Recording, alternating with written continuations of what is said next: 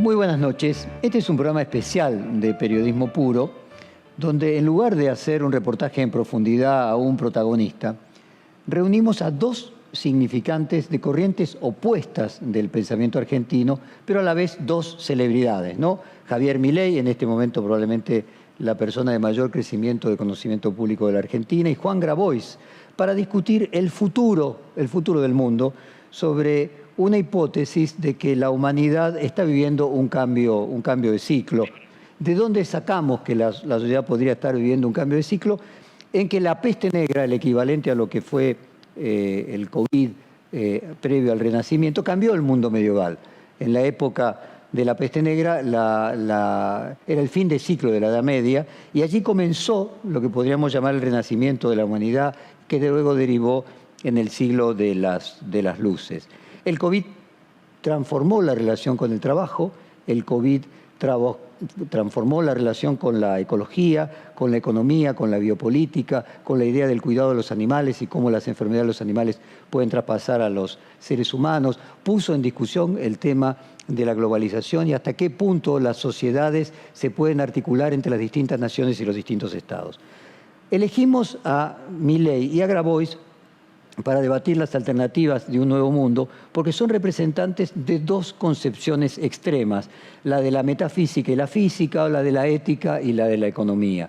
Juan Grabois es asesor del ex Consejo Pontificio para la Justicia y la Paz y representa la visión de lo que denominamos la doctrina social de la Iglesia. Javier Milei es el representante más notorio de la doctrina económica más darwinista que hay, la llamada Escuela Económica Austríaca.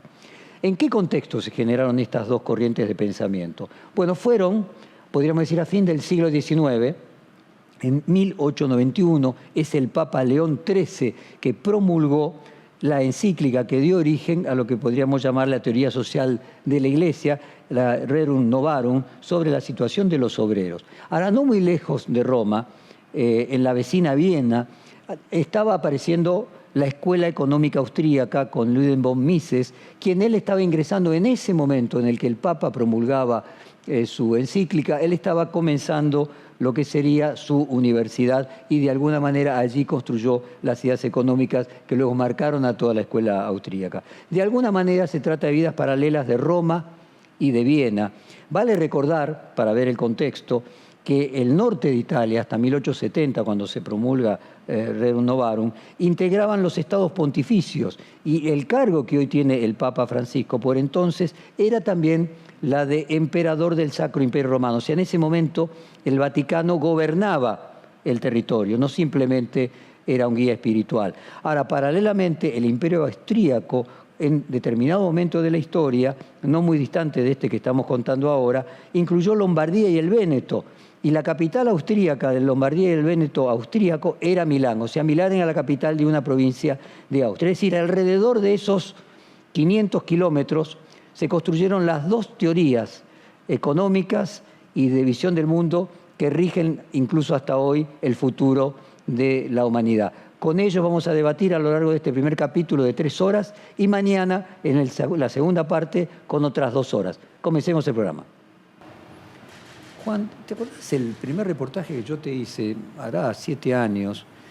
Tú te llevabas al tema del futuro del trabajo y que si se estableciera un salario universal básico, organizaciones como la tuya no tendrían ningún sentido y te quedarías sin laburo. Más o menos fue planteado así. ¿Cómo te imaginas el futuro del trabajo y de organizaciones como la tuya? Primero una tontera, ¿no? Yo no trabajo en la organización. Yo trabajo en el sector formal, vamos a decir. Sí, era la Universidad de Buenos Aires. Ahora, el sentido de nuestras organizaciones es su autodesolución. Exacto. O sea, si nuestras organizaciones perduran en el tiempo, es sinónimo de un fracaso. O si perduran manteniendo su naturaleza. Porque la naturaleza de nuestras organizaciones es darle curso a la lucha de los excluidos, las excluidas, contra la exclusión. O sea, que dejen de estarlo. O sea, que desaparezca ese problema. Si no hay más excluidos, no hay más necesidad de este tipo de organizaciones. Entonces, el salario básico universal es una herramienta fundamental para resolver uno de los aspectos de la exclusión social, que es el ingreso de los que no tienen un ingreso estable, que es tener una mínima estabilidad para poder planificar un poquito tu vida, para poder liberar un pedazo de la capacidad cognitiva y creativa del ser humano, que cuando está puesta en función de la subsistencia, se concentra en ese objetivo y no puede mirar más allá. No podemos mirar más allá cuando tenemos una urgencia tan acuciante.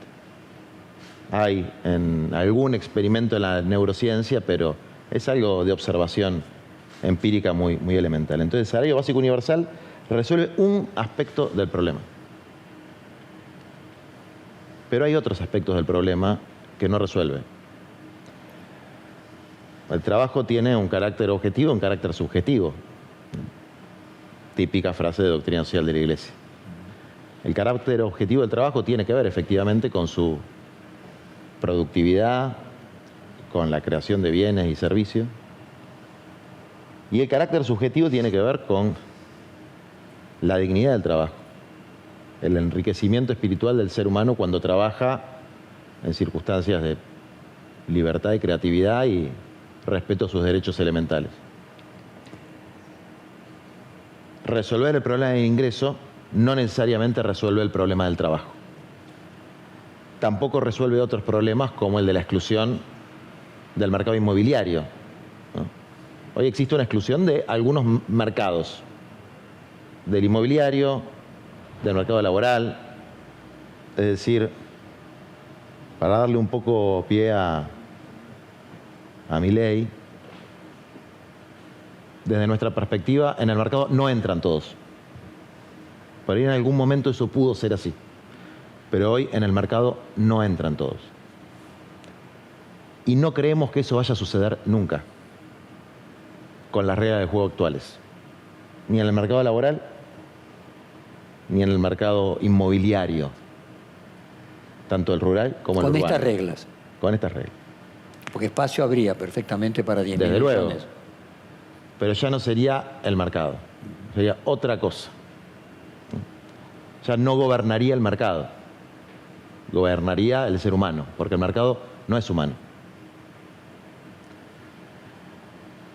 Es decir, el ser humano adquiriría la capacidad de proyectar y planificar colectivamente su destino, garantizando la libertad de cada cual, pero garantizando los derechos elementales de tierra, techo, trabajo y alguno que otro más. Eso hoy no sucede. Debería suceder si se cumpliera el orden normativo en la Argentina, porque en la Constitución está, en los tratados internacionales está, en las leyes locales está, pero hay una inflación de la que se habla poco, que es la inflación normativa. Es decir, hay muchas normas para resolver esas problemáticas de exclusión que están en vigencia pero no tienen eficacia. Entonces, el salario básico universal hoy es una medida indispensable para un segmento de la población argentina, para hablar en la Argentina, de unos 6 millones y medio de adultos que no tienen ingresos regulares, es decir, que no tienen ingresos propios de manera regular. Y eso es un poco la punta del iceberg de ver que hay un sistema que era el de pleno empleo, estable, ¿no? El modelo, para decirlo vulgarmente, fordista, o el modelo del Estado justicialista en la Argentina, es decir, donde había de los 30 años gloriosos de la Segunda Guerra Mundial hasta el 75-76, donde había, digamos, la aspiración del hijo de cualquier laburante era la movilidad social ascendente y estaba garantizado el acceso al laburo y estaba garantizado el acceso a la vivienda. Y viviendas lindas, con terreno de 500 metros cuadrados, digamos, eso era la Argentina de ese momento, ¿no? Había el fenómeno de las villas y asentamientos, era un fenómeno muy marginal en términos estadísticos. Eran muy chicas y muy pocas. Todo eso se empezó a espiralar a partir del 76, 75, 76. Entonces, sí, a tu pregunta, en relación a que perdería una de sus razones de ser, pero al mismo tiempo existe algo en las organizaciones sociales que funciona como un refugio, ¿no? Material y espiritual, para los descartados. Sí, sí, no necesariamente la única exclusión es la del trabajo, está claro. Ni la del ingreso. Obviamente. Déjame preguntarle a Javier, ¿cómo imaginas el futuro del trabajo? Y trasciendo a la Argentina, a nivel global, cuando se habla de que la robotización pueda hacer innecesario el trabajo de una enorme cantidad de personas, y si el salario universal te parece que sería algo, nuevamente a nivel planetario, no me refiero a la Argentina, que sería más útil o no. Bueno, en realidad lo de la robotización tiene que ver con algo que se suele conocer como la falacia ludita. Es decir, digamos, los luditas tienen que ver con esa historia donde una persona, lud, frente a la situación que se crea el telar mecánico, se queda sin trabajo, entonces lo destruye. Lo primero que hay que decir que eso es falso y que hay una cuestión de índole empírica y hay una cuestión de índole teórica. O sea, voy a empezar por la empírica para que, digamos, abramos la interpretación teórica. Desde el punto de vista empírico, si efectivamente las máquinas destruyen trabajo, es decir, destruyen puestos de trabajo como verdaderamente se cree, o como sostienen los luditas, la realidad es que cuando llegó la revolución industrial en el mundo había cerca de 1.000 millones de seres humanos. O sea, en el año 1810 el mundo llegó a 1.000 millones de seres humanos.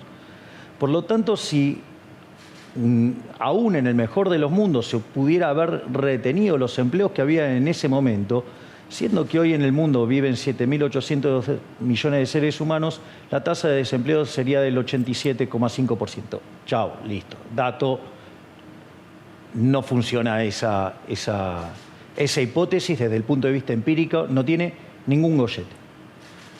Ahora vamos a dar la explicación teórica por qué pasa eso. Cuando vos haces una mejora tecnológica, es decir, un empresario, ¿para qué hace una mejora tecnológica? La mejora tecnológica tiene la característica esencial, es que es verdad, ahorra trabajo. Es decir, porque vos con la misma cantidad de trabajo ahora vas a poder producir mucho más.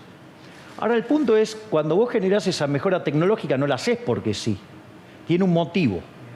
Es decir, la haces en función de que vas a ganar más dinero, si no, no lo harías. Es decir, vas a estar mejor. Digo, ahí está tu decisión individual, empresarial, ¿sí? Que básicamente vos querés ganar más dinero, por decirlo de alguna manera. En ese contexto, ok, vos lográs esa mejora. Es más, algunas empresas que compiten con vos hasta van a desaparecer. Si no se reconvierten, desaparecen, porque vos estás ofreciendo un bien de mejor calidad a un mejor precio. Y entonces, ahora que vos ganás ese dinero, ¿qué es lo que hacemos con este dinero? Bueno, una cosa que vos podés hacer es reinvertirlo. Si vos lo reinvertís, vas a estar generando puestos de trabajo en tu propia empresa y vas a aumentar más la oferta de ese bien y por lo tanto, digamos, o sea, vas a beneficiar a una mayor cantidad de personas con un mejor producto de mejor calidad y que además ese ahorro le va a permitir consumir otros bienes. Esa es una alternativa. La otra es que vos esos beneficios que generás lo ahorres. Si vos ahorras, lo que estás haciendo es generar inversión en otros lugares de la economía, por lo tanto se están generando puestos de trabajo en otra parte de la economía. Otra alternativa es que vos lo consumas, y cuando vos lo consumas se van a generar cambios de precios relativos y lo que van a hacer es que justamente, digamos, se dirijan recursos a ese sector, se van a crear puestos de trabajo en ese sector, por lo tanto, digamos, o sea, no se genera desempleo. No se genera desempleo. Vos lo podés tener friccionalmente, que tiene que ver con el momento entre que salís de una actividad a otra, pero, digamos, si vos tenés un mercado laboral flexible, eso no sería un problema. Primer punto. Segundo punto, lo que tiene que ver con la cuestión del ingreso básico universal. En rigor, no solo que, desde mi punto de vista, es una idea aberrante, sino que Juan, en lugar de tener menos necesidad de lo que hace, va a tener muchísima más necesidad de hacerlo. Es decir, va a haber una explosión de pobreza. Y eso, digamos, o sea, tiene que ver en dos sentidos. La primera es una cuestión moral, porque vos lo tenés que financiar. Y si vos lo vas a financiar, los recursos no caen de un árbol, o sea, no, digamos, aún en el paraíso vos tenías que hacer tu esfuerzo para bajarte las cosas del árbol, de los distintos árboles, mientras que no toques el árbol divino. En ese contexto, vos, quiere decir que para darle algo a alguien, o sea, cuando vos das un derecho, estás vulnerando el derecho de otro. O sea, mira, ¿qué es el liberalismo? El liberalismo es el respeto irrestricto del proyecto de vida del prójimo, basado en el principio de no agresión y en defensa de 3 derechos. El derecho a la vida, a la libertad y a la propiedad. Esto quiere decir que vos vas a estar atacando la propiedad de otra persona. Vos se lo vas a tener que sacar a alguien para dárselo a otro. Y eso causa daños directos, causa daños indirectos, causa daños directos porque, digamos, te están quitando tu propiedad, que es el fruto de tu trabajo. Eso afecta tus incentivos a trabajar. Es decir, porque si vos no podés percibir los beneficios de tu actividad, o sea, ¿qué más justo que vos puedas disfrutar de los frutos de tu trabajo, de tu esfuerzo, y te están diciendo que no, que te lo van a sacar? Y eso además tiene daños indirectos, porque vos hay decisiones que ahora no tomás, o decisiones que desplazás justamente, o cosas que dejás de consumir porque ahora tenés menos ingresos. Por lo tanto, digamos, se producen daños directos y daños indirectos. Y hay una parte de una dimensión todavía muchísimo más grave, que es muchísimo más grave, que es el hecho de que vos en el mercado, sí, en la economía de mercado de libre empresa, o sea, el capitalismo de libre empresa, es decir, no el de los empresarios, o sea, que es la economía de los fascistas, la economía de libre empresa, vos solamente podés ser exitoso sirviendo al prójimo con bienes de mejor calidad o mejor precio. Es decir, vos sos un benefactor social, porque no solo que provees bienes, sino que además das laburo. Ahora, este es un tema muy interesante, porque si vos tenés garantizado tu ingreso, ¿cuál es tu problema? Tu problema es que vos te podés desentender del mercado. Y si esa conducta la lleváramos todo al unísono, ¿qué es lo que pasa? Vos derrumbarías la producción del sistema y quedaríamos todos en la miseria. Eso es una cosa bastante complicada cuando uno pasa del análisis de equilibrio parcial al análisis de equilibrio general. Por eso es muy importante, digamos, a mí me hace sentir orgulloso que en el escritorio esté probablemente uno de los 3 libros más importantes de la historia de la economía, que es La acción humana, de Ludwig von Mises. Lo interesante es entender la lógica de la acción humana. O sea, básicamente, ¿qué es lo que a vos te produce satisfacción, por decirlo de alguna manera? O sea, vos lo que te hace bien es consumir distintos bienes. O sea, después, digamos, las características que puede tener esos bienes puede ser distinta. O sea, por ejemplo, hay gente, digamos, que puede sentir satisfacción haciendo caridad. Y eso es una forma también, es otro tipo de consumo. O sea, que no sé, digamos, que después aparezcan tipos que, obnubilados por la matemática, no saben ponerle conceptos a las cosas, es otro problema. Por eso digo, yo tengo tanta admiración por Gary Becker. Creo que en el reportaje yo te conté que tenía un cuadro de 1,5 metros por 1 metro en el medio del living de mi casa, motivo por el cual, digamos, o sea, estoy orgulloso que no esté, porque básicamente Conan me trajo a mis nietitos, a Murray, a Milton, a Robert y a Lucas, motivo por el cual, digamos, estoy feliz y no tengo problema de haber tirado abajo esa pared para que todos pudiéramos estar en ese momento en el departamento. Ahora, ¿qué es lo importante? Entonces, ¿cómo funciona el proceso decisorio? A vos te produce satisfacción, digamos, el consumo de distintos bienes. Después podemos definir esos tipos de bienes. Ahora, vos esos bienes, digamos, o sea, si son bienes, básicamente, quiere decir que tiene una cuestión de preferencia y de escasez, y por eso, digamos, o sea, tiene un precio que es un mecanismo, ¿sí?, para ordenar el problema de la escasez. ¿Y vos cómo comprás esos bienes? Porque ese es el punto. Entonces, vos en realidad, con tu ocio, lo que haces es comprar dinero, o para ser más estricto, comprás un bien de intercambio indirecto, que puede ser papel moneda, si funciona en una sociedad de dinero fiduciario, o, digamos, con tu trabajo comprás oro, comprás plata, o comprás trigo, lo que funcione en esa economía como dinero.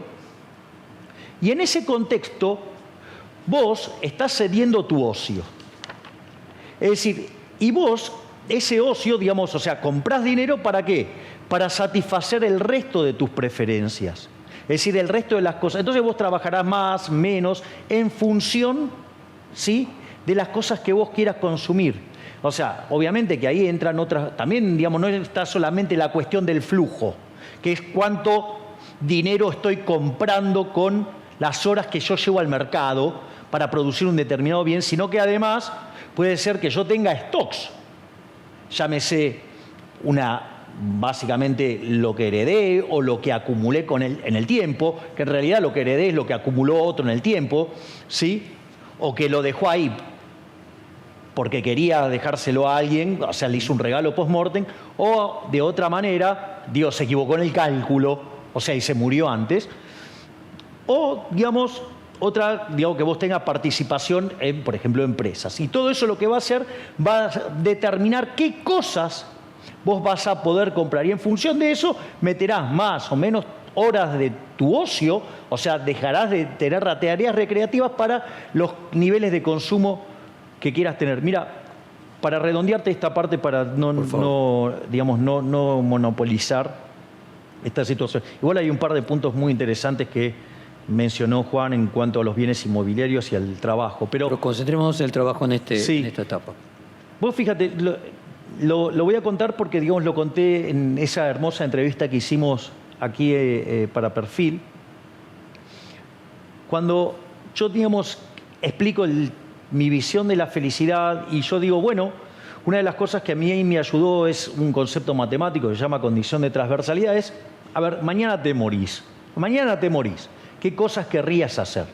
Bueno, digamos, las cosas que yo quisiera hacer si mañana fuera mi último día acá, o sea, básicamente lo que yo querría hacer es estar con mi hermana, querría estar con mis hijitos de 4 patas, ¿sí? Y básicamente lo otro que querría hacer es hacer un poco de economía porque es lo que me divierte y esas cosas. Ahora, ¿cuál es el problema? El problema que cuando vos en la vida real, primero que no tenés certeza si mañana es mañana el último día, primer punto. Segundo, hay una cuestión estadística, ¿no?, donde en términos probabilísticos se supone que mañana estoy. Ahora, ¿cuál es el problema? El problema es que si yo dedicara todo el tiempo a estar con mis hijitos de 4 patas, a estar con mi hermana y dedicarme a hacer economía recreativa, ¿cuál es el problema? No genero ingresos. Entonces, todo eso que yo quiero tener, no lo puedo tener. O sea, automáticamente se me derrumba. Entonces, yo tengo que ceder tiempo del que estoy con mis hijitos, tiempo del que estoy con mi hermana y tiempo de hacer economía recreativa. ¿Para qué? Para conseguirme los ingresos que me permitan maximizar la cantidad de tiempo que yo puedo dedicar a las cosas que me gustan, pero sin morir en el intento, por decirlo de alguna manera. Si yo me dedico a hacer trabajos de finanzas, a mí me pagan una fortuna. Y sin embargo, yo no soy un tipo acaudalado. ¿Por qué? Porque yo decido cuánto hago de ese trabajo de modo tal de sostener el consumo de las cosas que a mí me gustan. Entonces, básicamente el eje central es que vos te encuentres con tus preferencias. Y cuando vos te encontrás con tus preferencias, empezás a tomar mejores decisiones.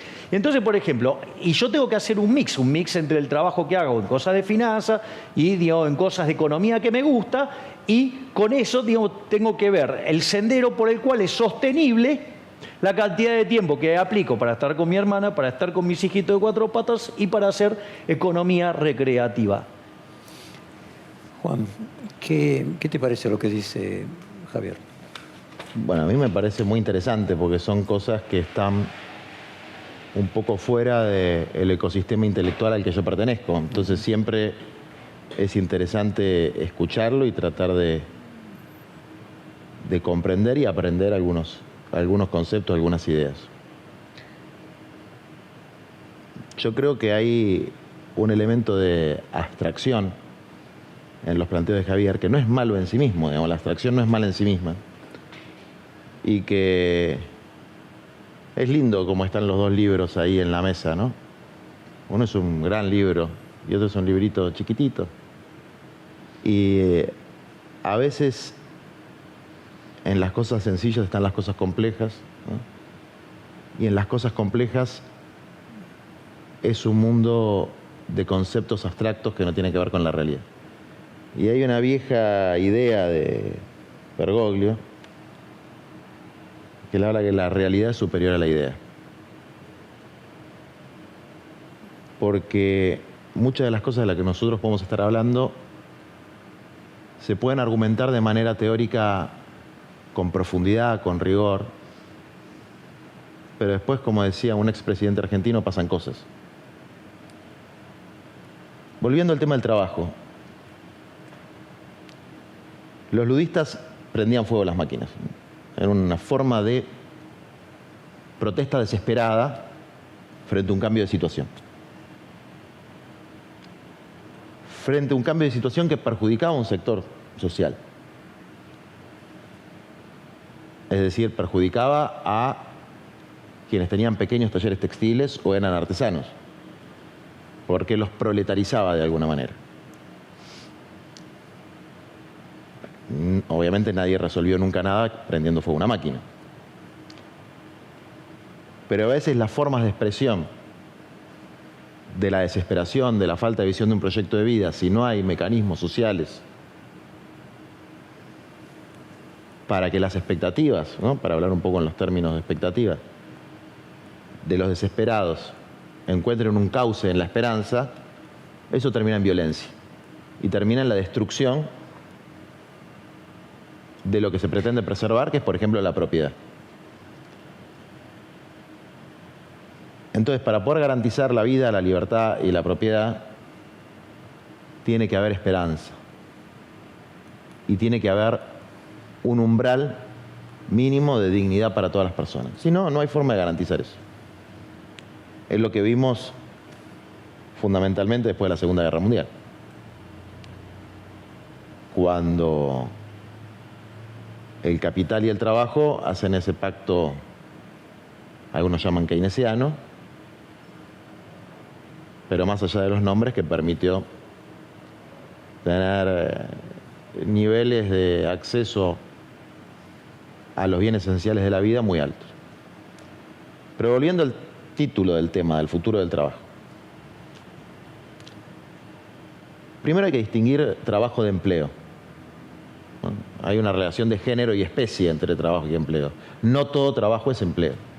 Cuando uno habla de empleo, se refiere a la relación laboral obrero-patronal. Con remuneración. Con una remuneración en base a la prestación de una determinada cantidad de tiempo de trabajo, con una determinada categoría, etc. Y gracias a la lucha de los trabajadores, ese trabajo está regulado, acá y en todo el mundo, por leyes que son más protectorias, menos protectorias, pero que en definitiva establecen salarios mínimos, jornadas máximas, porque en los albores de la industrialización la jornada de trabajo era 14, 16 horas, en situaciones de explotación extrema. Eso no fue una cosa autorregulada por el mercado, fue producto de una lucha social de los obreros en todo el mundo. El mercado solo hubiera mantenido las 14 horas. Pero desde luego. O otras formas de explotación que tendieran a maximizar los beneficios de los propietarios del capital, a costa de lo que sea. Porque el mercado y la lógica del capital no es humana. Tiene una propia lógica, ¿no? No está basada en las decisiones de los seres humanos. Eso no es cierto. Tiene una dinámica perversa. Entonces, empleo y trabajo no son lo mismo. ¿Y puede haber otras formas de uno y otro? ¿Crees que va a ser diferente? Yo creo que el empleo va a tender a reducirse cada vez más. Es decir, la relación laboral que nosotros conocimos en el siglo XX como la típica relación laboral, sobre todo en los países desarrollados, pero también en el proceso de sustitución de importaciones de Argentina, eso va en vías de extinción. Y va en vías de extinción, entre otras cosas, sí, desde mi punto de vista, por el aumento de la productividad del proceso de creación de bienes y servicios y por la robotización y la automatización, que no es lo mismo que una máquina. Porque un robot es una máquina, pero es algo más que una máquina. Tiene capacidad de autorreplicarse, de aprender, de funcionar de manera mucho más autónoma que una máquina que siempre requiere al ser humano, ¿no?, detrás. Pero entonces el desarrollo de esa productividad hace que, desde luego, necesitas muchísima menos mano de obra para producir los mismos bienes, y en este sistema eso provoca descarte. ¿Eso necesariamente tiene que ser así? No. Si la renta tecnológica, que no es producto de las innovaciones del sector privado, eso es un mito, es producto de la riqueza construida colectivamente por los pueblos y en algunos casos muy directamente asociada a inversiones en investigación y desarrollo del Estado. Internet, la tecnología de los iPhone, la tecnología de la vacuna contra el COVID, todas están íntimamente asociadas a la utilización de la riqueza socialmente generada aplicada por el Estado. Entonces, si esa renta tecnológica se aplicase a fomentar otras formas de trabajo, que no necesariamente son trabajos tendientes a crear los valores que pueden ser monetizables en el mercado tradicional, sino que son otros valores. Tienen una productividad alternativa, una productividad ambiental, una productividad cultural, una productividad humana. Los seres humanos seríamos más felices, viviríamos más pacíficamente y fraternalmente, porque también en el proceso de surgimiento del capitalismo, cuando era un movimiento, digamos, el liberalismo como ideología y el capitalismo como fenómeno socioeconómico, eran un movimiento revolucionario contra el oscurantismo, contra el feudalismo. Y la Revolución Francesa permite el ascenso de la burguesía al poder, es decir, de los comerciantes, de los empresarios. El concepto, el eslogan, no era libertad, vida y propiedad. Eran libertad, igualdad y fraternidad. Y la fraternidad tiene que ver precisamente con la capacidad de compartir el producto de la riqueza socialmente construida. No solamente porque es producto del trabajo de toda la sociedad, sino porque es producto del trabajo intergeneracional de los pueblos del mundo. Ahora bien, hablando del salario universal, porque por ahí no se entiende cuál sería su aplicación práctica en este momento, no es satisfacer todas las necesidades de consumo de la gente. En una aplicación práctica en la Argentina. Aquí que hay como mucha laraca con que se gasta mucho en planes sociales y cosas así, que es absolutamente falso. El salario universal no llegaría a ser un 30% de los ingresos de las familias pobres. Es simplemente garantizar la línea de indigencia por adulto equivalente, que hoy está más o menos en 10.000 pesos, 11.000 pesos. Los alimentos de la canasta alimentaria. Tenemos 5 millones de indigentes, garantizar que eso no exista. Pero los sectores populares en la Argentina, sus ingresos lo obtienen del rincón oscuro y residual del mercado donde se les permite existir, que es lo que llamamos economía popular. Los ingresos de los sectores populares en la Argentina, los más pobres, los obtienen fundamentalmente trabajando en sectores como la recolección y el reciclado de residuos, que es donde yo empecé a militar, en el sector textil, informal, en pésimas condiciones laborales, que solo cuando hay una organización comunitaria dejan de ser algo muy parecido al trabajo esclavo, en el sector de la pequeña producción de alimentos, o sea, de la ruralidad pobre, como al menos 40.000 familias, núcleos de agricultura familiar, de horticultores que no son dueños de su propia tierra, no son propietarios, que están trabajando muy precariamente porque tienen que pagar a los propietarios un canon locativo absolutamente injusto, porque precisamente esas tierras, por ejemplo, en el Cinturón Hortícola de Plata, no es que las fabricaron, fueron producto de una entrega gratuita de tierras del Estado. Porque en todo el proceso de distribución de la propiedad en la sociedad argentina y en casi todo el mundo, no es que los propietarios la crearon, despojaron a otros, despojaron a los pueblos originarios y lo despojaron paradójicamente con la fuerza del Estado. Y después definieron una repartija totalmente arbitraria y totalmente criminal de tierras entre pequeños grupos. Bueno, ese es el origen de la propiedad inmobiliaria rural en la Argentina. O sea, un robo, pero en el sentido más directo de la palabra, sin entrar en una disquisición sobre los impuestos. Fue un robo perpetrado con los recursos del Estado argentino. Pero para sintetizar un poco en relación al futuro del trabajo. Y del empleo, si vos crees que hay una diferencia en el futuro del trabajo y el futuro del empleo. Yo creo que los empleos de calidad, bien remunerados y con relativa estabilidad van a tender a decrecer, que en la Argentina no hay ninguna proyección de PBI que muestre que pueda haber un boom de empleo. O llevarlo mundial, ¿no? Por lo que estamos No, que va a tender a decrecer. Va a tender a decrecer. ¿Y el trabajo? El trabajo es lo que hace que sobreviva la humanidad. Nadie vive sin trabajar. Solo los multimillonarios. Digamos, los pobres laburan todos. Y van a seguir laburando. Y van a seguir laburando. El tema es que con el salario universal, que es un complemento a los ingresos, tienen resuelta ese pedacito de indigencia, que son los alimentos. Es decir, no es la lucha por la subsistencia. Entonces ahí empieza a jugar un poco la libertad. Porque para poder tener preferencias, es decir, para poder ejercer tu libertad, por lo menos tenés que poder comer.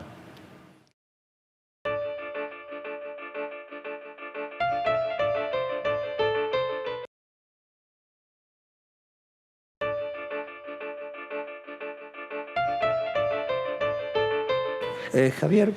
No, tengo varios puntos. Dale. Primer punto. Pero podría plantearte que también incluyeras tu visión de si en algún momento en el futuro va a haber un fin de la pobreza. Por eso. Entre tus puntos. A ver, vamos con el tema de que el mercado no es humano. Yo te acabo de decir que el libro de Mises, La acción humana, justamente es uno de los 3 libros más importantes de la historia de la economía. Pero sí tiene la palabra humana en el título. Justamente todo, digamos, el meollo de la cuestión tiene que ver con el ser humano, digamos, y la lógica del ser humano y aceptar el ser humano como es y buscar esa descripción y digamos, que eso se manifieste en una forma de entender los procesos decisorios. Es decir, tiene que ver. Ahí es muy interesante porque Juan Carlos de Pablo tiene un artículo muy, muy interesante que se llama La economía como un proceso decisorio. Es interesante porque él, digamos, no tiene afinidad con los austríacos, pero justamente el eje central tiene que ver con el ser humano tomando decisiones. De hecho, en el fondo, ¿qué es el mercado? El mercado es un proceso de cooperación social en el cual se intercambian derechos de propiedad. Por lo tanto, digamos, o sea, es inherente a la existencia del ser humano, la inherencia a los sectores, digamos, justamente tiene que ver con la cooperación social. Cuando vos dividís el trabajo, justamente lo que haces es especializarte en algo, ¿sí? Y otro, digamos, se especializa en otra cosa y ahí hacen intercambios. Y eso aún así vos lo podrías hacer, aún en casos donde una persona sea estrictamente más productiva en todo respecto a otra, por el solo hecho de que, digamos, esto, digamos, David Ricardo, él, digamos, lo hizo con lo que se llama la ventaja comparativa, digamos, los austríacos, en ese libro, por ejemplo, se llama Ley de Asociación de Ricardo, en el mercado hay lugar para todos. Es decir, porque aún, digamos, cuando vos fueras mejor que yo en todas las cosas, hay algunas cosas que vos sos más productivo relativamente, entonces te conviene dedicarte a eso y trasladar esa otra tarea a otra. O sea que en el mercado hay lugar para todos, no es que no hay, o sea, no hay lugar para todos en el mercado cuando se ponen restricciones, por ejemplo, como los salarios mínimos. Es decir, eso, digamos, genera, o, digamos, o sea, vos ultrarregulás el mercado laboral, digamos, como ser el caso argentino, digamos que Argentina tiene las leyes, digamos, del fascismo, que son las leyes de la Carta del Laboro, de Mussolini. Entonces, digamos, claramente eso ahí después te genera problemas, ¿sí? Lo que tiene que ver con el desempleo. O sea, esa es una de las tantas cosas.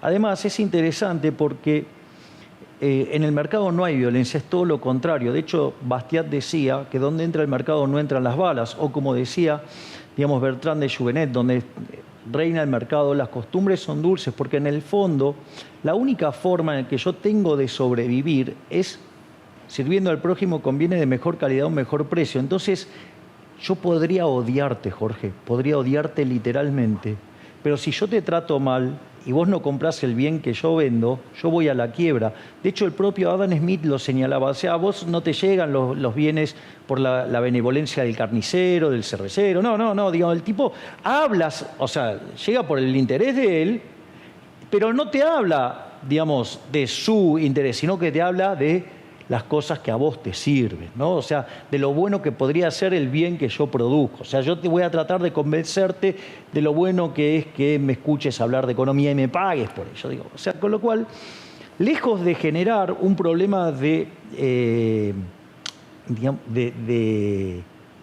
inestabilidad, de relaciones, justamente genera todo lo contrario. O sea, lo que hace es fomentar la paz entre los seres humanos. Y entonces, digamos, si vos tenés mejores niveles de vida y además convivís en paz, digamos, o sea, ¿quién es alguien para determinar cuál es el nivel de felicidad que, digamos, o sea, eso, digamos, o sea, eso estaría, eso Hayek lo explicaría, digamos, dentro de lo que fue su último libro, La fatal arrogancia. Pero hay más cosas, digamos, tremendas. Por ejemplo, el tema de la explotación y los grandes beneficios, eso es una gran contradicción en sus términos. Porque es interesante porque si entonces los capitalistas, los malditos capitalistas, que son lo único que le importa hacer es ganar dinero, es interesante porque cuando vos mirás la lógica del progreso tecnológico, el progreso tecnológico, como lo describimos antes, es que, dada la misma cantidad de trabajo, vos podés producir mucho más. Eso es el progreso tecnológico.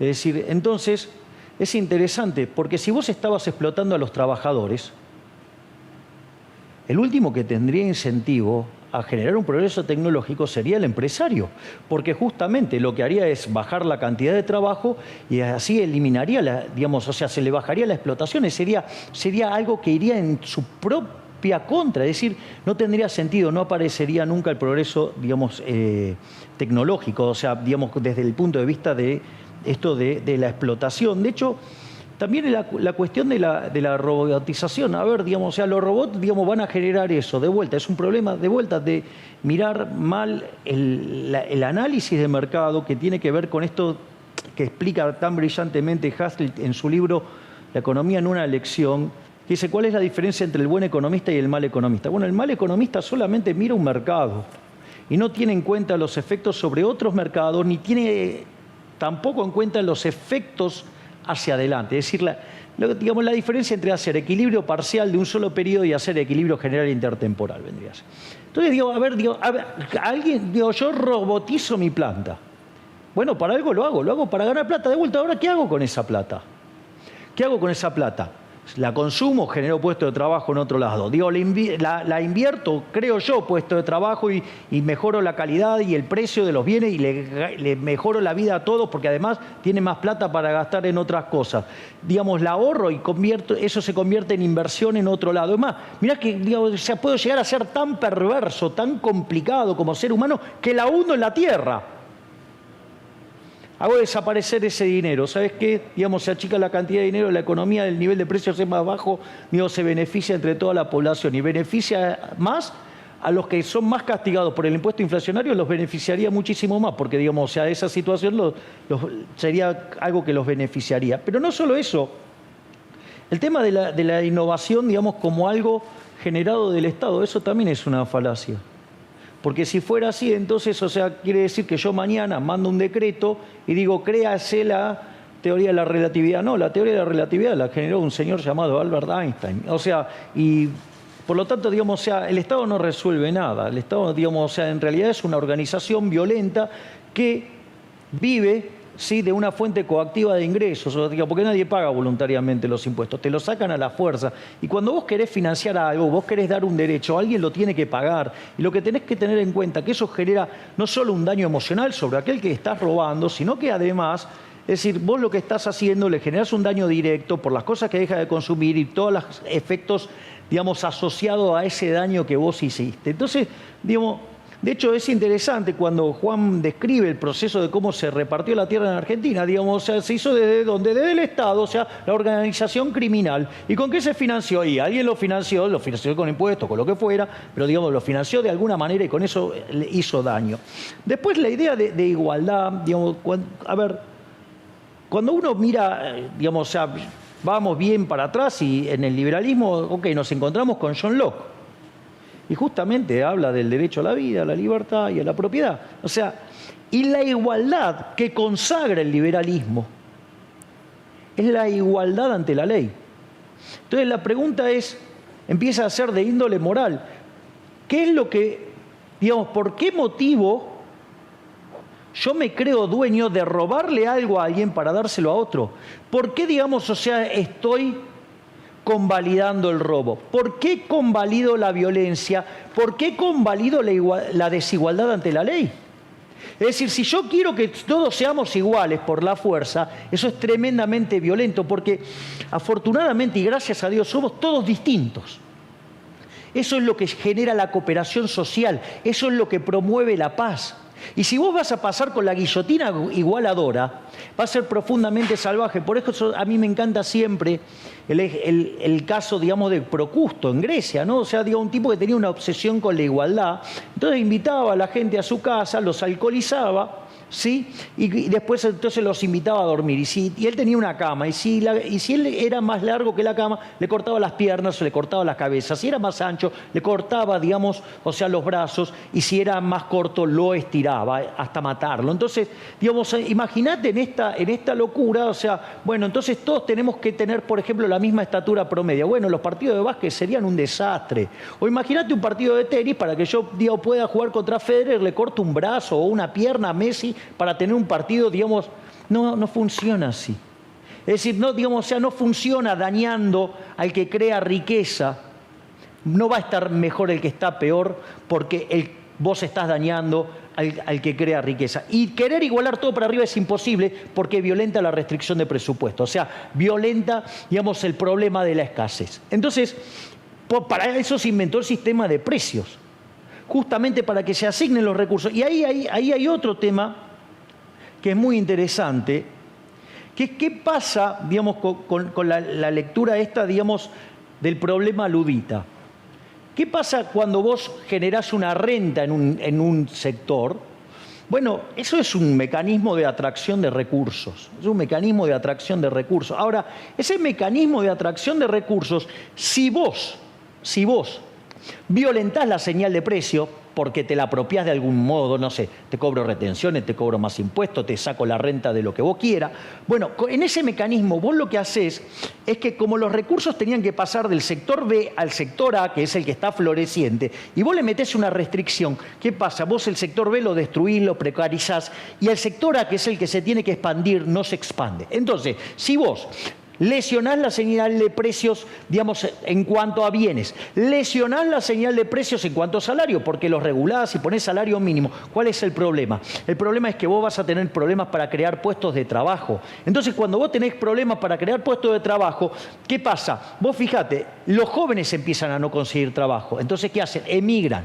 Es más, si ese problema es demasiado acuciante, no se produce la acumulación de capital. Y si vos no producís acumulación de capital, digamos, las personas tienen menos máquinas, por decirlo de alguna manera, per cápita, y por ende la productividad es menor, y por ende los salarios son menores, y por ende te aumenta la cantidad de pobres indigentes. Y si ese proceso está, digamos, complementado con restricciones en el mercado de bienes, o sea, llámese vulnerar la señal de precio, vulnerar los regímenes, digamos, bajo los cuales producís, y vulnerar las lógicas del mercado del trabajo, vos lo que vas a generar es una explosión de desempleo que a los que más va a castigar es a los más jóvenes, que son los que no, a los outsiders del mercado, es decir, los que tienen que ingresar. Entonces, dada la restricción del mercado laboral, no ingresan, por eso se te van del país, que es una de las cosas aberrantes que nos está pasando. Y después, digamos, otra cosa para, digamos, también marcar, a ver, al mundo le fue bien desde la segunda mitad en la segunda mitad del siglo XX en adelante, no gracias al keynesianismo, sino pese al keynesianismo. Es decir, si no hubiera sido por el keynesianismo, estaríamos mucho peor. En estos días... O mejor. Peor, estaríamos muchísimo mejor, perdón. ¿Qué es lo que quiero decir? En estos días se dio algo dentro de la aberración que es la guerra, es que se terminó de desmantelar la mentira keynesiana, una de las tantas mentiras keynesianas. ¿En qué sentido? Vos fíjate esto. Una de las cosas que sostienen los que defienden las ideas keynesianas es que el mundo salió gracias a la guerra. Es decir, que el mundo salió adelante con el keynesianismo y la guerra. Y de hecho, el propio keynesianismo abogaba por esto. Es más, o sea, es bastante complicado el tema del keynesianismo, porque Keynes no solo, digamos, que avalaba, digamos, y pontificaba el sistema fascista, en el prólogo de la edición en alemán le canta una oda al nazismo. O sea, entonces, digamos, y que él, digamos, reconoce que su sistema funciona en un sistema totalitario, y si llegan a leer los capítulos de inversión, digamos, no el primero, sino el segundo sobre inversión, se van a espantar. Es decir, porque de hecho él consideraba que el sistema ideal era el comunismo, y el problema que él decía, la Unión Soviética le parecía una cosa maravillosa.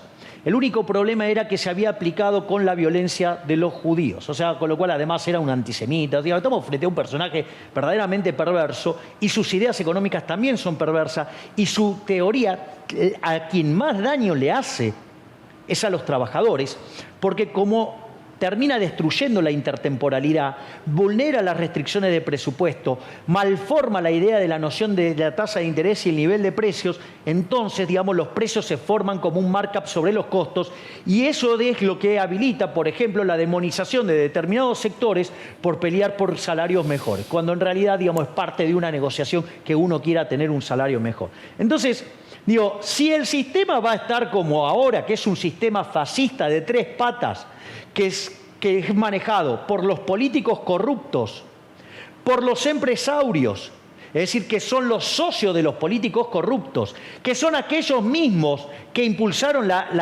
digamos, el régimen del 30, y que fue lo que dio origen a la llegada del peronismo, desde mi interpretación, frente a los abusos de la sociedad entre empresarios y políticos ladrones, porque el empresario no puede comprar favores que el político ladrón no tiene para vender, y solamente lo tiene para vender porque puede utilizar el monopolio de la violencia. Entonces, digamos, en ese contexto, ¿qué pasó? Se abusaba de los trabajadores, y lo que hace Perón es capitalizar ese problema. Desde mi punto de vista lo resuelve más, porque crea el fascismo de tres patas, y a la luz de los hechos funcionó mal. La tercera pata sería, digamos, los sindicalistas, ¿sí? Como representación de los trabajadores. Claramente, a la luz de los hechos, el sistema funcionó mal. También es cierto que por más que Mises haya escrito, digamos, Socialismo en 1922, y estaba toda esa controversia, para una parte de la teoría económica, el que ganó el debate fue Oscar Lange. Eso está en mi artículo reciente, que es Capitalismo, Socialismo y la trampa neoclásica, que yo te lo he pasado, Jorge. De hecho, en mi nuevo libro hay en El Camino de Libertad hay una reproducción de ese artículo. Entonces, digo, para mí el error de Perón fue no volver al orden liberal que había empezado a violentar la Unión Cívica Radical con la llegada de Irigoyen. Claramente que lo que creó funcionó mal, y el problema es que los que vinieron atrás, como decía el gran Bernardo Neustadt, los que vinieron atrás quisieron hacer peronismo sin Perón. Entonces, digamos, frente al futuro. Mirá, yo en la época que me dedicaba, digamos, a dar las charlas sobre singularidad, decía, no sabemos cómo va a ser el futuro, lo único que sabemos es que va a ser mucho mejor. Ahora, para que ese futuro verdaderamente sea mejor, nos incluya a todos y el bienestar sea más grande, vos necesitas volver a abrazar al capitalismo de libre empresa, al liberalismo puro. Cualquiera de las otras contaminaciones, si vos lo seguís con camino de servidumbre de Hayek, genera equilibrios inestables y que llevan al socialismo y a la ruina y a la pobreza de la sociedad. Juan, no nos respondió el tema del fin de la pobreza. ¿Imaginas? Eso es el fin de la pobreza. Entonces, ¿vos crees que va a haber el fin de pobreza a partir el fin de la pobreza es absolutamente factible. Es absolutamente factible. Una de las cosas que a mí me interesó de lo que dijo Juan es cuando habla de la abstracción. Y habló, digamos, del tamaño de los libros. Bueno, el libro de Teoría del Valor de Debré tiene toda la teoría económica incluida y es un libro así. O sea, es la mitad del que tenés ahí. Claro, está escrito todo en axiomas y no está apto para personas que no sepan de topología. Pero una de las cosas que pasa es que algunos axiomas fundamentales respecto a los problemas de la escasez, el progreso tecnológico te los puede estar revirtiendo. O sea, es muy complicada, digamos, lo tendría que explicar, digamos, utilizando matemática, no me va a entender nadie. Pero el axioma de irreversibilidad, la tecnología hoy te lo está vulnerando. Y eso lo que te abre, vos tenés dos formas de alcanzar lo que yo llamo, digamos, me dedicaba a estudiar la cuestión de la singularidad en economía. ¿Qué sería la singularidad en economía? La singularidad es un fenómeno raro. Ejemplo, dividir por cero. Es una singularidad matemática. Los agujeros negros es una singularidad física. Bueno, ¿cuál sería la singularidad en economía? Que la economía deje de ser la ciencia de administración de la escasez para pasar a un mundo donde vos estudias la acción humana bajo abundancia radical. Es decir, entonces yo tengo dos dimensiones de esa. Hay una dimensión que tiene que ver con los rendimientos crecientes, que es un dato concreto de la realidad. Vos mirás que el mundo multiplica la población en los últimos 250 años por 8 veces y la productividad creció por 14 veces. No estoy mirando la última parte del siglo, que es todavía muchísimo más grande. Digamos, o sea, lo que tiene que ver con el siglo XXI, ni siquiera... ¿No crees que la pobreza se va a extinguir? La pobreza en los términos que nosotros las definimos hoy, digamos, a ver, hoy el nivel de vida de muchísimos seres humanos excede, pero infinitamente, a la calidad de vida que tenían los emperadores. Eso es gracias al capitalismo de libre empresa y al progreso tecnológico, ¿sí? Pero eso se logra solamente con las instituciones del mercado. En el mundo centenas de millones de personas que pasan hambre. No, pará. Lo que vos tenés tenés una caída en los niveles de pobreza como nunca se vio en la historia de la humanidad. Vos parado antes del año 1800, la condición natural del hombre era la pobreza. Es decir, vivían pocos años las personas, o sea, vivían una vida miserable. Vos mirabas un cuadro de aquella época, los dientes los tenían podridos. Sí, no quiero ir por esto, porque esto es clave entenderlo. Antes de la llegada del capitalismo, el 95% de las personas que vivían en el planeta Tierra vivían con menos de el equivalente de $1 diario. Si vos haces esa cuenta hoy, previo a la pandemia, ese número era menos del 5%. En un mundo que multiplicaste por 8 la cantidad de gente. Por eso, o sea, lo que vos decís es que inevitablemente se va a lograr que esas personas que aún hoy en el mundo viven en situación de pobreza dejen de vivir en situación de pobreza. Exactamente, por eso no sabemos cómo va a ser el futuro. Pero va a ser mejor. Va a ser muchísimo mejor si, solo si, vos abrazás a las instituciones del capitalismo de libre empresa. Bueno, déjame ahora entonces, Juan, todo el tiempo del mundo. No. Y el tema del fin de la pobreza. Milei tiene una ventaja radical, que es que Justo radical. bueno, muy profunda en cualquier debate, es que él abraza un dogma o una cosmovisión, ¿no? Para mí es muy difícil, yo tengo muchas dudas no tengo ninguna certeza sobre el futuro. Algunas cosas vinculadas al capitalismo. El capitalismo cumplió una de sus promesas, vamos a decir, que es el desarrollo de la productividad ha sido brutal. Ya vivimos en una abundancia radical. Hay más bienes y servicios de los que nunca jamás hubo.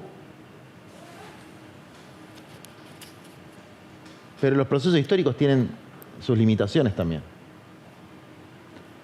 Es decir, tener el nivel de vida de un hombre, una mujer de clase media norteamericana hoy para toda la humanidad, sería imposible siquiera recolectar los residuos de todo eso. Hay un límite ambiental. Hay un límite ambiental. Y eso tiene que ver también con el problema de la hubris, de lo que hoy es el mercado. De lo que, por lo menos yo quiero significar cuando hablo mercado, ¿no? No me refiero a un mercado específico, sino a esa abstracción perversa, desde mi punto de vista, de que hay un proceso de ordenamiento espontáneo, creo que era el término de Hayek, o de catalexia, ¿no? Es la cataláctica, Sí. ¿sí? O, digamos, orden espontáneo, que es Adam Smith, digamos. Eso me parece como un artículo de fe. Está Metafísica. bien, yo a los hombres y mujeres de fe los respeto profundamente, pero me parece pseudociencia, digamos, ¿no? Que hay algo que espontáneamente va a ordenar las cosas. No creo que eso sea así. Pero también, a ver, el fin de un capitalista individual, desde luego yo no creo que sean sádicos. Ningún empresario que yo haya conocido, he conocido unos cuantos, es sádico. No quieren explotar por explotar. El fin es la ganancia, no la explotación. Y como el fin es la ganancia, si la incorporación de tecnología va a permitir aumentar la tasa de ganancia, desde luego que lo va a hacer.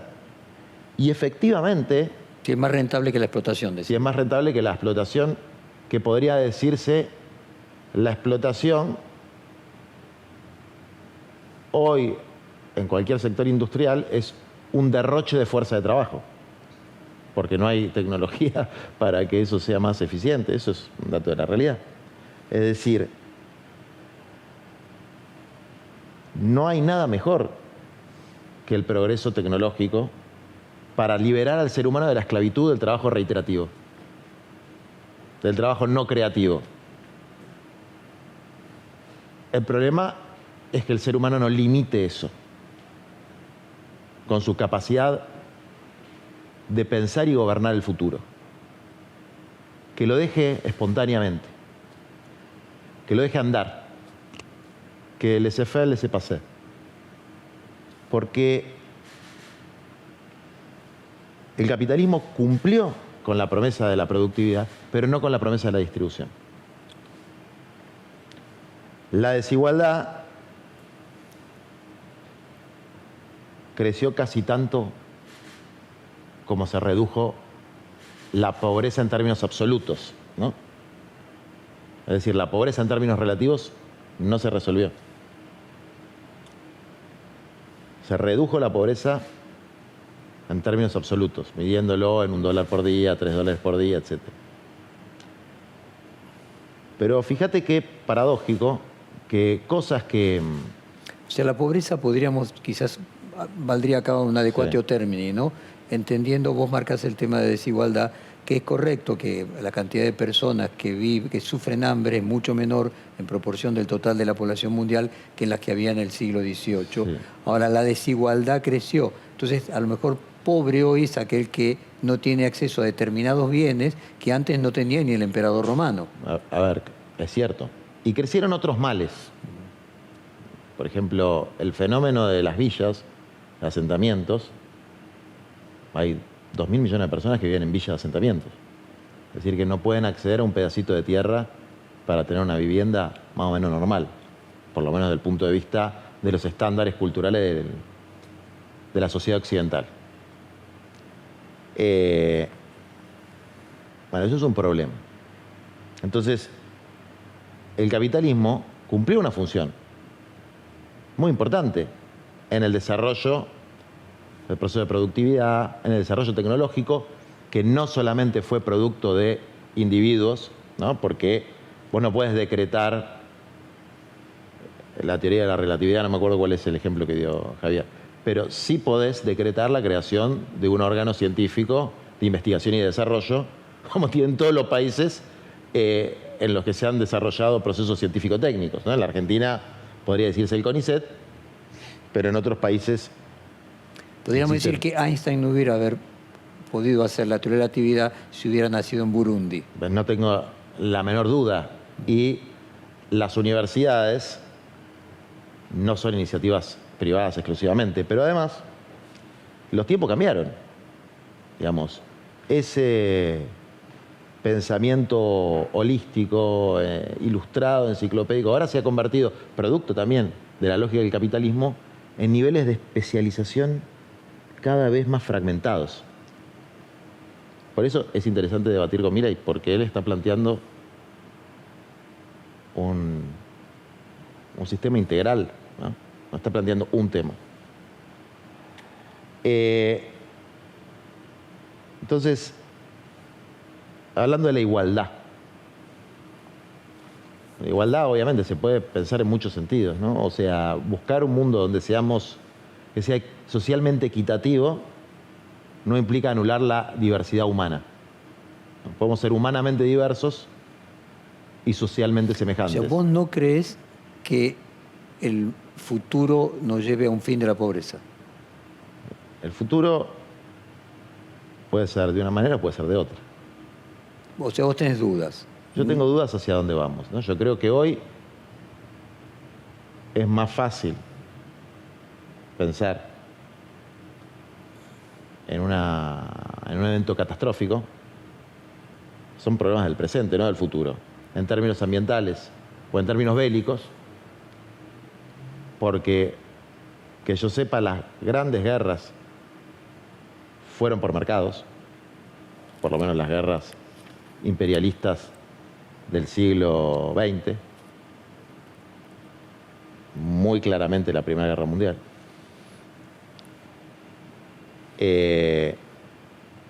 Si no hay un cambio absoluto de paradigma, que es algo que también plantea Milei. Porque hoy ese mundo del liberalismo clásico no existe en ningún país. Puede ser que haya un ejemplo que él sepa, pero yo no lo vi en ningún país. Es más, si uno ve los países con mayor índice de desarrollo humano, ve todo lo contrario a lo que plantea Milei. Ve países que tienen niveles altísimos de recaudación en relación pero mucho más que la Argentina, ¿eh? O sea, de presión tributaria en relación al PBI, Noruega, Suecia, pero mucho más que la Argentina. Gasto público, muy superior a la Argentina. Impuestos sobre la propiedad, triplican el de la Argentina. Y esos son los países donde, según entiendo yo, y dicen algunos esquemas, que es cierto, determinar la felicidad es muy difícil, pero de desarrollo humano, índice de desarrollo humano, son los países más avanzados, es decir, en los países donde la gente tiene más oportunidades de buscar la felicidad, como decía la Constitución norteamericana, es precisamente en los países donde hay más cantidad de empleados públicos, impuestos, una presión tributaria más grande, ¿no? Presión tributaria es una palabra que ya tiene un sesgo negativo, pero los impuestos... Imposición tributaria. Sí, tributaria más alta, y un enorme gasto público. Ahora, eso existe en la realidad. No es algo que yo quisiera que pase o que mi teoría me lleva a eso. Es lo que existe en la realidad. Bueno, yo quiero que la Argentina sea Noruega, no que sea producto de un dogma, una utopía igualitaria que yo invento. Quiero que sea Noruega. Y Milei plantea algo para mí más radicalizado, para no decir radical, que es un sistema completamente novedoso, que nunca se aplicó en la práctica. Bueno, eso para mí es muy, muy importante. Entonces, para ya dejarle la palabra. esto de que si en el mercado hay lugar para todos, puede ser hasta un problema semántico, ¿no? El problema Sí, es qué ¿en qué ubicación, condiciones? y en qué condiciones. ¿Que hay lugar para todos? En condiciones de absoluta precariedad, de explotación, etcétera. Bueno, no me cabe la menor duda.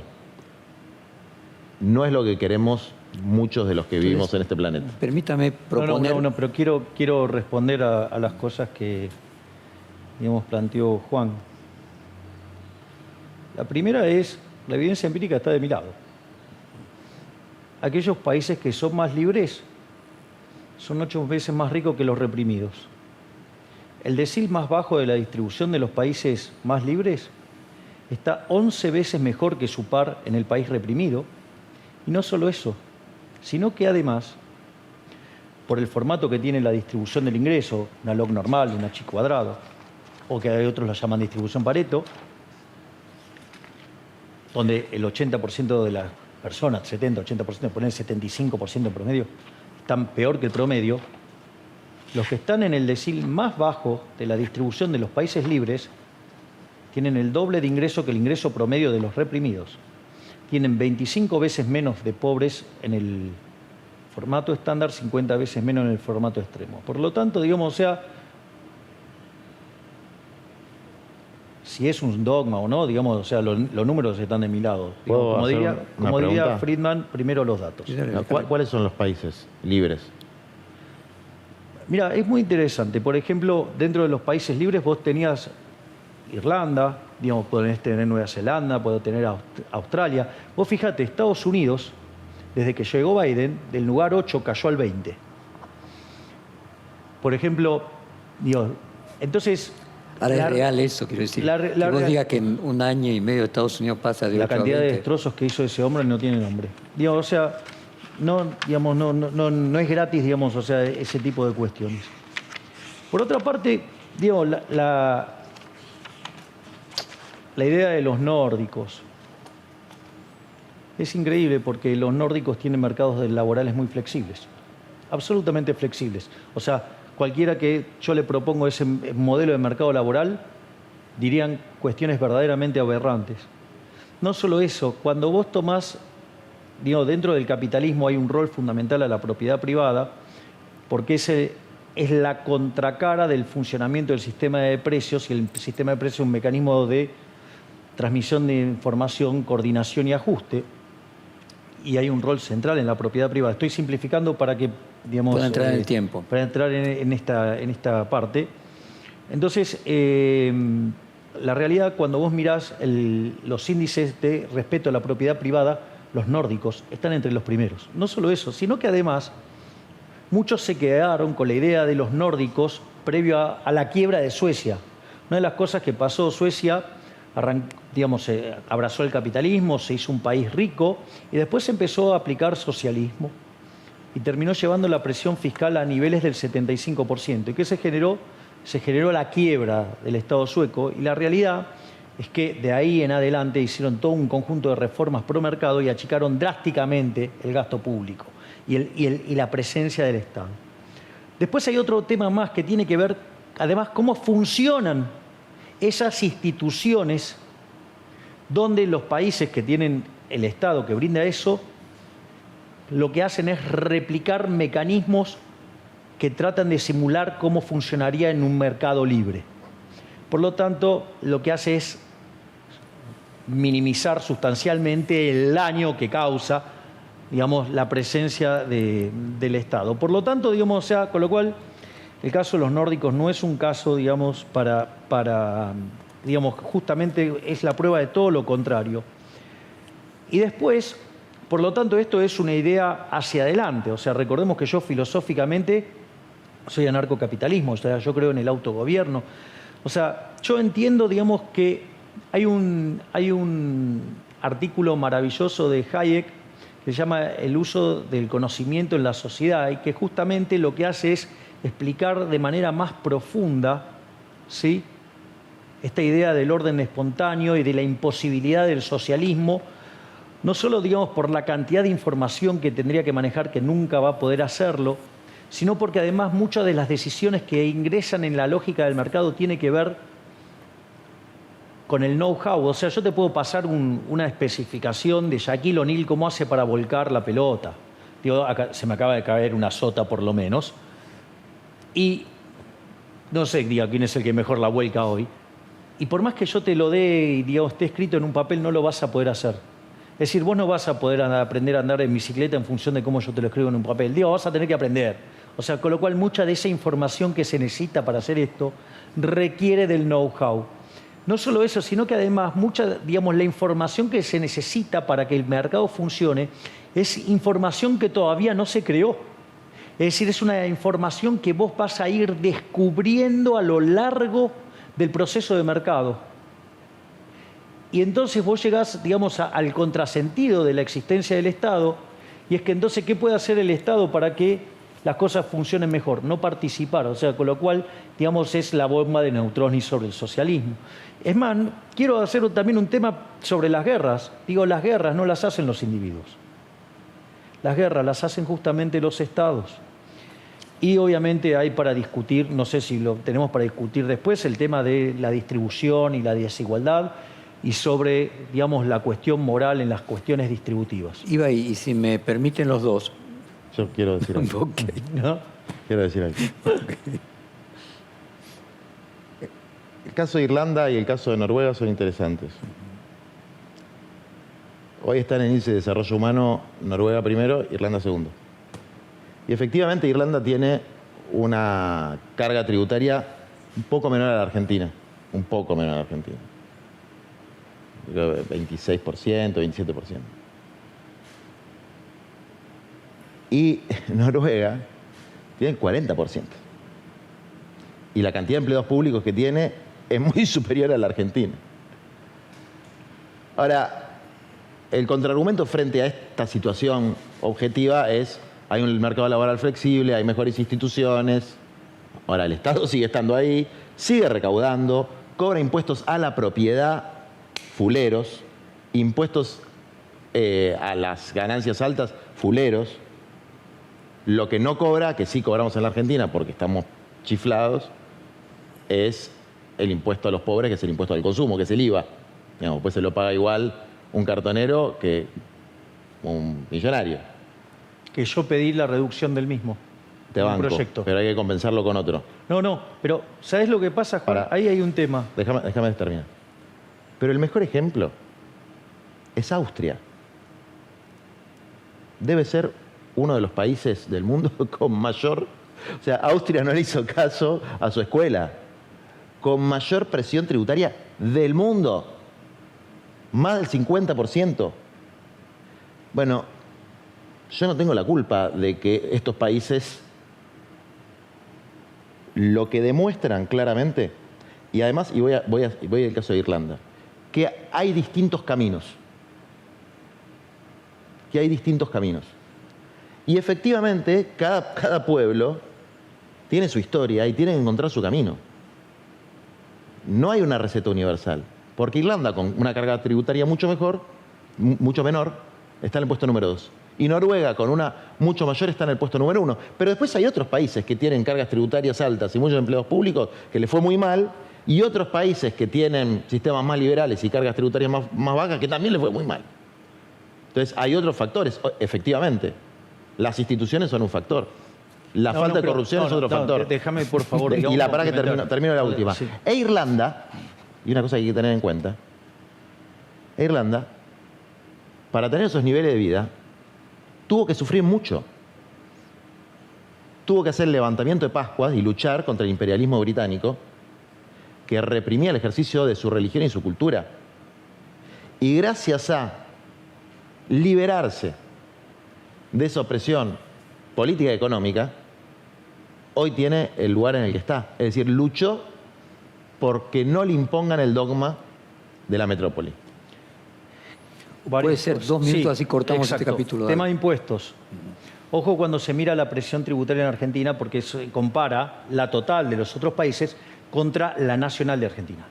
Vos tendrías que tomar en cuenta no solo nación, tendrías que tomar provincias, tendrías que tomar municipios, y no te podés olvidar la recaudación por el señoriaje, que después se traduce en impuesto inflacionario y golpea más fuertemente a los más vulnerables. Por lo tanto, Digo, cuando vos corregís por eso, digamos, ya estamos entre los primeros. Y cuando vos corregís por la parte de la economía que está en el segmento formal, la presión tributaria es la más alta del mundo, digamos, para el que está en blanco en argentino, es prohibitivo.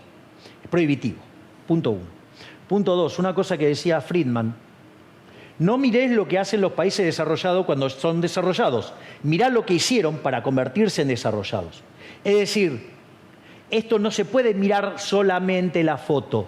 Porque sí, es verdad, Europa cobra muchos impuestos. También es cierto que Europa es la región del mundo que menos crece.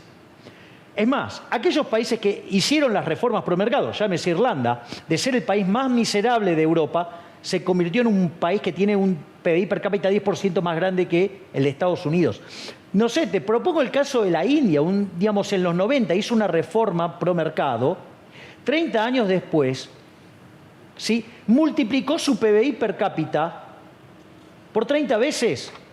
Es decir, crece a una tasa del 8,7%, duplica su PBI en menos de 9 años. Es decir, es un milagro. Es decir, en realidad, al mundo le fue bien, vuelvo sobre una frase anterior, pese al keynesianismo, pese al incremento de la presencia del Estado. Y aquellos que tienen más Estado crecen menos. Entonces, cuando vos mirás la película, o sea, es totalmente distinta. O sea, vos no te podés quedar en la foto, porque vos mirás la foto, sí, estás acá, pero en dinámica, digamos, te están pasando por arriba. Entonces, el eje central no es mirar la foto solamente, sino que mirar la dinámica. Cuando vos mirás la dinámica, los únicos que progresan son los que abrazan la idea de la libertad. Y otra cosa, impuestos, imposición.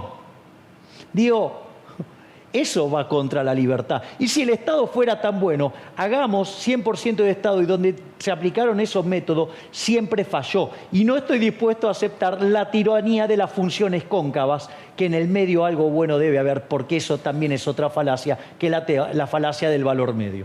Bueno, yo les propongo, porque vamos a tener distintos capítulos donde esto va a volver a ser tema, simplemente decir que creo que nos quedó respecto a la pobreza, el valor subjetivo de la pobreza, la reducción de la pobreza, a qué nos referimos con pobreza, que creo que está relacionado con la desigualdad. Entonces les propongo en el próximo capítulo hablar de libertad y de igualdad y abarcar el tema ya desde una concepción no simplemente numérica del dólar por día. Bien. Seguimos en el próximo capítulo. Muy bien. Ahí estamos.